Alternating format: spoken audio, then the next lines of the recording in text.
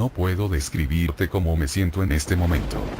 Lo que estoy experimentando está tan desligado de lo ordinario, que casi me he convencido de que he perdido mi sanidad mental. Casi. Mi esposa, Bea, murió durante el parto. Era hermosa, graciosa, inteligente. Necia. Una mujer cuya risa era tan fuerte que comer en restaurantes se presentaba como un reto. Una mujer cuya mirada era tan penetrante que disparaba un temblor en mis manos. La perdí en el nacimiento de nuestra hija, Sam. Claro que pude haber resentido a Sam por quitarme lo que una vez fue mío de una forma en la que nada más podría serlo. Por quitarme algo que era verdadera e intensamente puro. Pero no lo hice. Sabía que Bea nunca hubiera querido ningún resentimiento. No hubiera querido que nuestra única hija tuviera una vida estropeada por el odio. Pero esto no es solamente un duelo. Esto no es sobre la manotada en la cara de perder, por siempre, algo que amé. Esto trata de algo más siniestro. Mi hija era vivaz, siempre corriendo y gritando, yendo de arriba hacia abajo por los escaladores de juguete y causando estragos en sus clases. Así que, para su 6º cumpleaños, una salida al cine con sus amigos la dejó tan cargada de energía, que yo apenas podía seguirle el ritmo mientras se escabullía y evadía a los transeúntes de las aceras.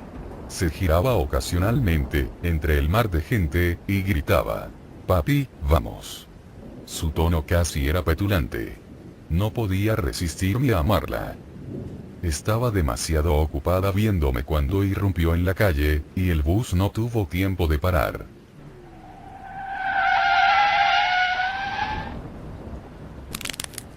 Un crujido enfermizo, y el mundo entero se descaminó hacia el silencio. Acuné su forma rota en mis brazos, muy entumecido como para llorar, muy adolorido como para moverme. Lo único que podía sentir era el tibio líquido carmín impregnándose lentamente en mi ropa. Bajo el estado de shock en el que me encontraba, solo podía pensar en cómo haría para lavar mis pantalones. Suena repelente, lo sé. Pero una pérdida como esa arranca todo lo que te constituye y te deja con nada más que los procesos mentales y reflexivos que nos hacen humanos. La semana siguiente es un borrón. No puedo emparejar una sola memoria con una fecha, en medio de amigos y familiares extendiendo sus condolencias, y mis aulladores quejidos que podían explotar en cualquier momento. Atendí a su funeral y los eventos adquirieron su propio curso, mientras que yo había adoptado el papel de un moribundo que permanece a flote en el agua. Todos me querían decir cosas de Sam y de lo perfecta que era, de lo angelical que era. Como si no lo supiera ya. Como si no me diera cuenta del regalo que mi hija fue. Un hombre destacó del resto a medida que caminó hacia mí y me entregó un libro grande de cuero. Asumí, en el momento, que era el papá de uno de los amigos de Sam dándome una colección de sus fotos juntos. O quizá me encontraba muy adormecido como para procesar sus manos frías, y que nunca haya hecho mención de mi hija. Por un mes, me perdí. Bebí y permanecí a solas en nuestro apartamento desocupado viendo DVDs antiguos. Fue solo cuando mi hermana llegó, cuando me sostuvo de las manos y me habló, que comencé a salir de mi cascarón. Se sentaba y escuchaba las cosas descabelladas que le decía, persuadiéndome gentilmente a abandonar las conductas que contribuían a mi depresión. Funcionó lo suficiente como para que empezara a vivir de nuevo lo que casi era una vida real. Fue por ese tiempo que abrí el libro. Había decidido que recordaría toda la alegría que Sam me había dado, y me había planteado rumiar sobre su vida sin sentirme miserable. Abrí la primera página. Era, esencialmente, una carpeta llena de fotografías Polaroid de mi hija creciendo. Fruncí el ceño. No eran del todo nítidas y habían sido tomadas desde la distancia, estando yo en algunas de ellas. Me comencé a sentir mareado, pero contaba con que las fotos subsecuentes proveerían alguna explicación. Me inventé excusa tras excusa de cómo el sujeto había podido obtener estas fotografías, desesperado por presenciar momentos en la vida de mi hija sin tener que trepidar. Las fotografías se acercaban hasta su 6º cumpleaños. Pude ver el día en el que le di su pequeña bicicleta luego de que cumplió 5, y las rodillas raspadas que eso causó. El libro tenía tantas páginas, así que supuse que el resto estaría vacío. Había una foto de Sam justo antes del cine en su 6º cumpleaños. Pude reconocer mis manos en sus hombros y el impermeable rosa que ella insistió en usar. No mostró ninguna fotografía del accidente. En su lugar, su vida continuó dentro del libro. Había una foto de nosotros en un jardín. Los dos estábamos cubiertos de pintura y había un lienzo inmenso en el suelo con un dibujo extremadamente desordenado. Su 7º cumpleaños. La realidad de lo que estaba viendo me golpeó a medida que cerré el libro. Me senté ahí, en la mesa de la cocina, prestando atención al cuero. Esto debe de ser algún tipo de Photoshop sádico, me conforté a mí mismo. Alguien se tomó el tiempo para hacerme una broma repulsiva. Digo que solo trataba de confortarme porque, en sí, no podía razonar otra explicación. Si es que había otra. Presionando mis dientes, decidí que no tenía nada que perder y seguí leyendo. No puedo explicar las emociones que sentí al ver esas fotografías con diligencia, escuchando el sonido de los cambios de página.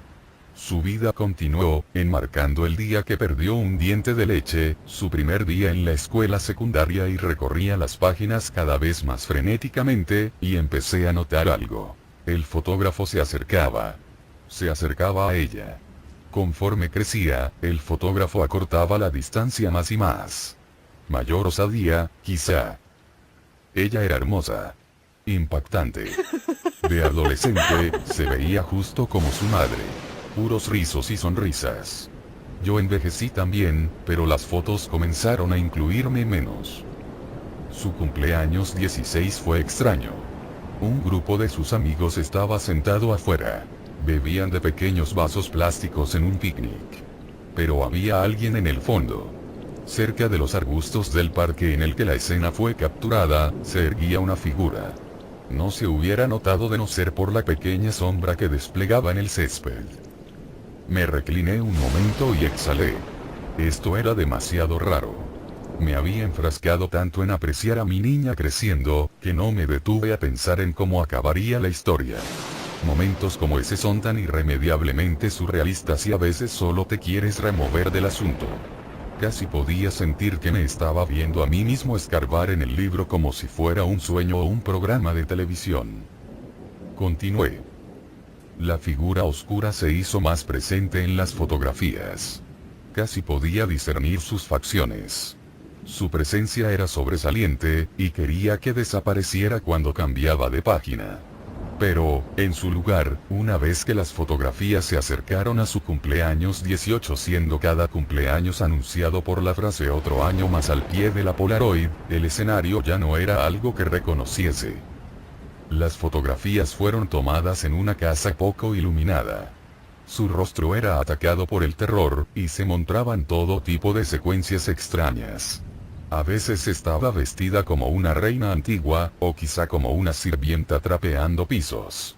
La figura estaba más presente. Sus piernas o brazo aparecían en todas y cada una de las fotos.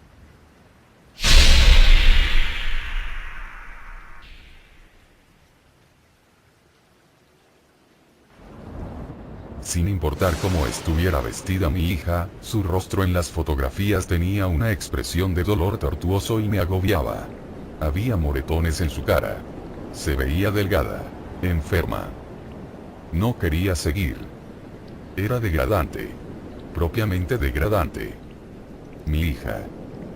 La última fotografía que vi antes de cerrar el libro abruptamente y jurar que nunca lo volvería a ver fue de su cumpleaños 18.